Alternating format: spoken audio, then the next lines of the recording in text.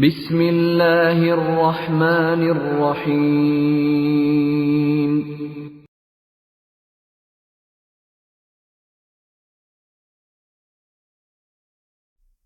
ہم سے سلیمان بن حرب نے بیان کیا، کہا ہم سے شعبہ نے بیان کیا، انہوں نے اسے واصل بن احدب سے، انہوں نے معرور سے، کہا میں ابو ذر سے رہزہ میں ملا، وہ ایک جوڑا پہنے ہوئے تھے اور ان کا غلام بھی جوڑا پہنے ہوئے تھا۔ میں نے اس کا سبب دریافت کیا تو کہنے لگے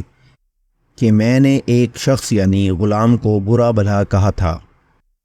اور اس کی ماں کی غیرت دلائی یعنی گالی دی، تو رسول اللہ صلی اللہ علیہ وسلم نے یہ معلوم کر کے مجھ سے فرمایا، اے ابو ذر، تو نے اسے ماں کے نام سے غیرت دلائی ہے، بے شک تجھ میں ابھی کچھ زمانہ جاہلیت کا اثر باقی ہے، یاد رکھو ماتحت لوگ تمہارے بھائی ہیں، اللہ نے اپنی کسی مصلحت کی بنا پر انہیں تمہارے قبضے میں دے رکھا ہے، تو جس کے ماتحت اس کا کوئی بھائی ہو تو اس کو بھی وہی کھلائے جو آپ کھاتا ہے، اور وہی کپڑا اسے پہنائے جو آپ پہنتا ہے، اور ان کو اتنے کام کی تکلیف نہ دو کہ ان کے لیے مشکل ہو جائے،